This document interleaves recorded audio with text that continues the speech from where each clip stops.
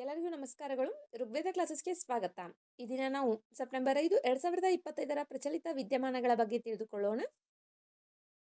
ಈಗಾಗಲೇ ಒಳ ಮೀಸಲಾತಿ ವರದಿಯು ಪ್ರಕಟವಾಗಿದ್ದು, ಇನ್ನೇನು ಕರ್ನಾಟಕ ರಾಜ್ಯ ಸರ್ಕಾರದ ನೇಮಕಾತಿಯ ಆದೇಶಗಳು ಹೊರಬೀಳಲಿವೆ.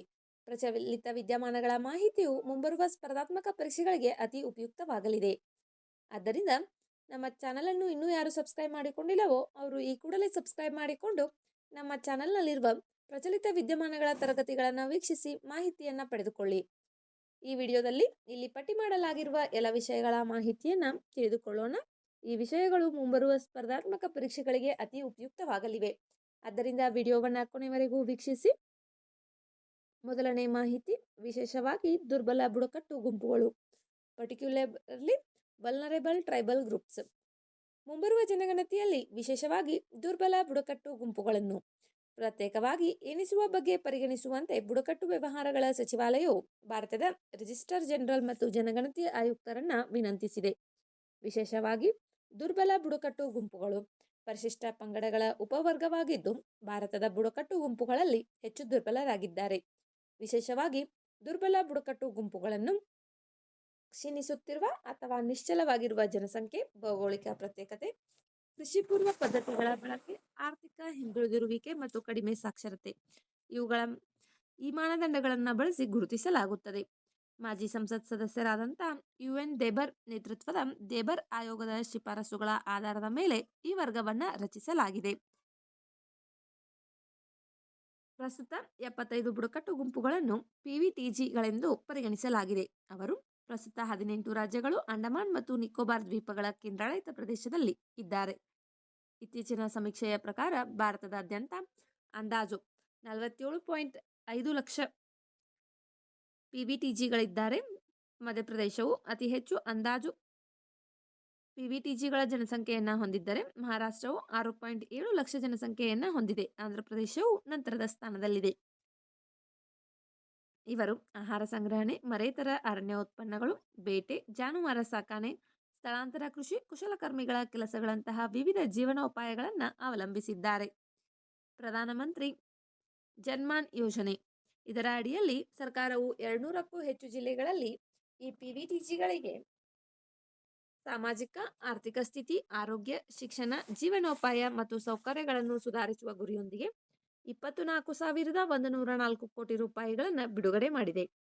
2011ರ ಜನಗಣತಿಯ ಪ್ರಕಾರ ಬಿಲ್ ಭಾರತದ ಅತಿದೊಡ್ಡ ಬುಡಕಟ್ಟು ಗುಂಪು ಆಗಿದೆ. ನೆಕ್ಸ್ಟ್, ಅಕಾಂತಮೀಬಾ. ಏನಿದು ಅಕಾಂತಮೀಬಾ? ಇದು ಸ್ವತಂತ್ರವಾಗಿ ಬದುಕುವ ಅಮೀಬಾ ಆಗಿದೆ. ನೀರು, ಮಣ್ಣು ಮತ್ತು ಧೂಳಿನಲ್ಲಿ ವಾಸಿಸುವ ಒಂದು ರೀತಿಯ ಏಕಕೋಶಿ ಜೀವಿಯಾಗಿದೆ. ಇದು ಇವಾಗ ಏಕೆ ಸುದ್ದಿಯಲ್ಲಿದೆ ತಿಳಿದುಕೊಳ್ಳೋಣ.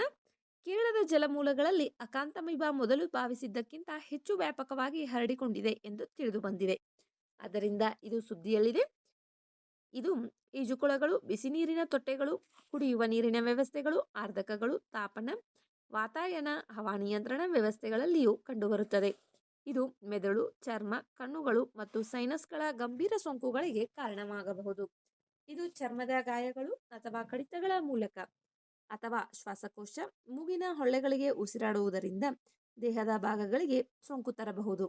ಕಾಂಟ್ಯಾಕ್ಟ್ ಲೆನ್ಸ್ ಬಳಕೆಯ ಮೂಲಕ ಇದು ಕಣ್ಣುಗಳಿಗೆ ಹೋಗಬಹುದು. ಅಕಾಂತಮೀಬಾದಿಂದ ಉಂಟಾಗುವ ಸೋಂಕುಗಳು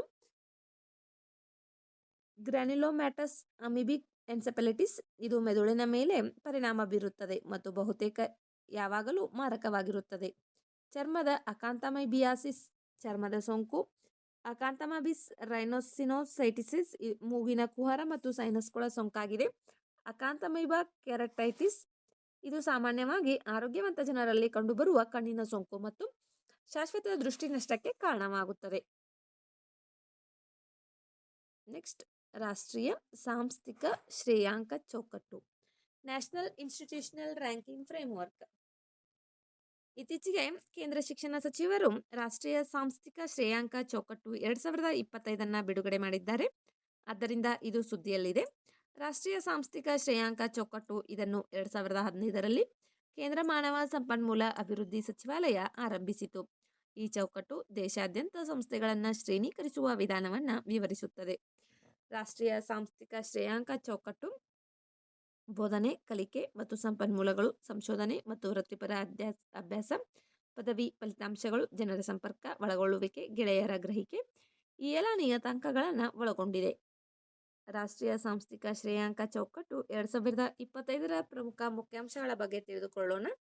ಈ ವರ್ಷದ ಶ್ರೇಯಾಂಕಗಳನ್ನು 17 ವಿಭಾಗಗಳಲ್ಲಿ ಬಿಡುಗಡೆ ಮಾಡಲಾಗಿದೆ.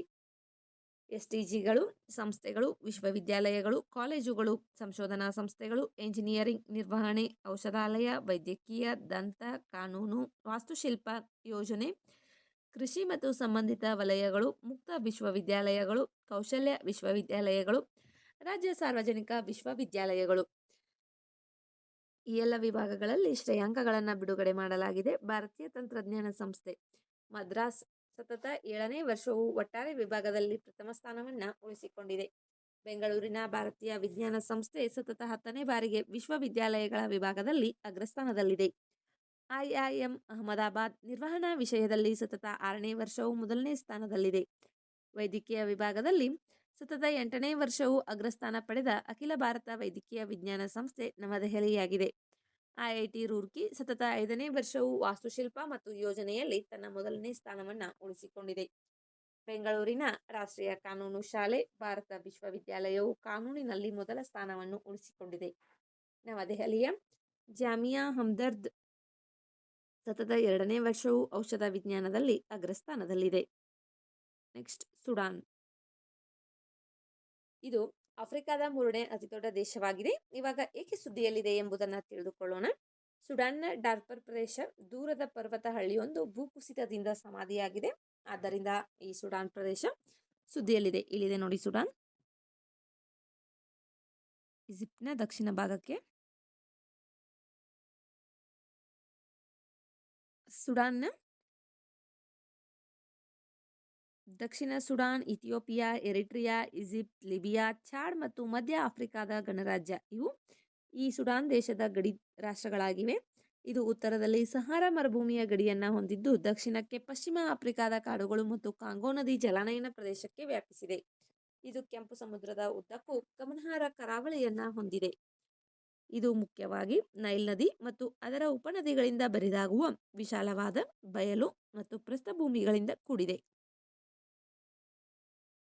ಸುಡಾನ್ನ ಹೆಚ್ಚಿನ ಭಾಗವು ಮರುಭೂಮಿಗಳು, ಶುಷ್ಕ ಹುಲ್ಲುಗಾವಲುಗಳಿಂದ ಕೂಡಿದ್ದು ಸಸ್ಯವರ್ಗ ಕಡಿಮೆ ಇದೆ. ಬೃಹತ್ ಬಯಲು ಮತ್ತು ಪ್ರಸ್ಥಭೂಮಿಗಳು ರಾಷ್ಟ್ರದ ಹೆಚ್ಚಿನ ಭಾಗವನ್ನು ಆವರಿಸಿವೆ. ಅತಿ ಎತ್ತರದ ಬಿಂದು ಜಬಲ್ ಮರ್ರಾ ಆಗಿದೆ. ಖಾರ್ಟೂಮ್ ಇದರ ರಾಜಧಾನಿಯಾಗಿದ್ದು ಇದು ದೇಶದ ಮಧ್ಯಭಾಗದಲ್ಲಿದೆ. ನೀಲಿ ನೈಲ್ ಮತ್ತು ಬಿಳಿ ನೈಲ್ ನದಿಗಳ ಸಂಗಮದಲ್ಲಿ ಈ ಖಾರ್ಟೂಮ್ ಪ್ರದೇಶವಿದೆ. ನೆಕ್ಸ್ಟ್ ದೇಬ್ರಿಗಢ್ ವನ್ಯಜೀವಿ ಅಭಯಾರಣ್ಯ. ಇದು ಒಡಿಸ್ಸಾದಲ್ಲಿದೆ. ಇದರ ಇವಾಗ ಏಕೆ ಸುದ್ದಿಯಲ್ಲಿದೆ ಎಂಬುದನ್ನು ತಿಳಿದುಕೊಳ್ಳೋಣ. ಒಡಿಸ್ಸಾದ ದೇಬ್ರಿಗಢ್ ವನ್ಯಜೀವಿ ಅಭಯಾರಣ್ಯವನ್ನು ಭಾರತದ ಹೊಸ ಮೀಸಲು ಪ್ರದೇಶವೆಂದು ಘೋಷಿಸಲು ಸಜ್ಜಾಗಿದೆ. ಆದ್ದರಿಂದ ಇದು ಸುದ್ದಿಯಲ್ಲಿದೆ. ಇದು ಮಹಾನದಿ ನದಿಯ ಮೇಲಿನ ಹಿರಾಕುಡ್ ಆಣೆಕಟ್ಟಿನ ಬಳಿ ಇದೆ. ಇದನ್ನು 1985ರಲ್ಲಿ ವನ್ಯಜೀವಿ ಅಭಯಾರಣ್ಯವೆಂದು ಘೋಷಿಸಲಾಯಿತು. ಖ್ಯಾತ ಸ್ವತಂತ್ರ ಹೋರಾಟಗಾರರಾದಂಥ ವೀರ ಸುರೇಂದ್ರ ಸಾಯಿ ಅವರ ಕಾರಣದಿಂದಾಗಿ ಇದು ವಿಶೇಷ ಉಲ್ಲೇಖವನ್ನು ಪಡೆಯುತ್ತದೆ. ಬ್ರಿಟಿಷರ ವಿರುದ್ಧದ ದಂಗೆಯ ಸಮಯದಲ್ಲಿ ಬಾರಾಪತ್ದಲ್ಲಿರುವ ಅವರ ನೆಲೆಯು ಅಭಯಾರಣ್ಯದೊಳಗೆ ಇತ್ತು. ದೇಬ್ರಿಗಢ್ ವನ್ಯಜೀವಿ ಅಭಯಾರಣ್ಯವನ್ನು ಭಾರತದ ಹೊಸ ಹುಲಿ ಮೀಸಲು ಪ್ರದೇಶವೆಂದು ಘೋಷಿಸಲು ಸರ್ಕಾರ ಸಜ್ಜಾಗಿದೆ. ಆದ್ದರಿಂದ ಇದು ಸುದ್ದಿಯಲ್ಲಿದೆ. ಈ ವನ್ಯಜೀವಿ ಅಭಯಾರಣ್ಯವನ್ನು 1985ರಲ್ಲಿ ಘೋಷಿಸಲಾಯಿತು. ಇದು ಸ್ವಾತಂತ್ರ್ಯ ಹೋರಾಟಗಾರರಾದಂತಹ ವೀರ ಸುರೇಂದ್ರ ಸಾಯಿ ಅವರ ಕಾರಣದಿಂದ ವಿಶೇಷ ಉಲ್ಲೇಖವನ್ನು ಪಡೆದಿದೆ.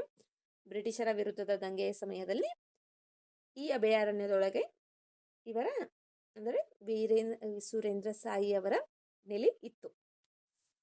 ವಿಡಿಯೋದಲ್ಲಿರುವ ಮಾಹಿತಿ ಉಪಯುಕ್ತವೆನಿಸಿದರೆ ವಿಡಿಯೋಗೆ ಒಂದು ಲೈಕ್ ಮಾಡಿ. ಮತ್ತಷ್ಟು ಮಾಹಿತಿಗಾಗಿ ನಮ್ಮ ಚಾನಲ್ನಲ್ಲಿರುವ ವಿಡಿಯೋಗಳನ್ನು ವೀಕ್ಷಿಸಿ. ಮುಂಬರುವ ವಿಡಿಯೋಗಳು ಮತ್ತು ಮಾಹಿತಿಗಾಗಿ ನಮ್ಮ ಚಾನಲ್ನ ಸಬ್ಸ್ಕ್ರೈಬ್ ಮಾಡಿಕೊಳ್ಳಿ. ನಿಮ್ಮ ಸ್ನೇಹಿತರೊಂದಿಗೆ ಹಂಚಿಕೊಳ್ಳಿ. ಧನ್ಯವಾದಗಳು.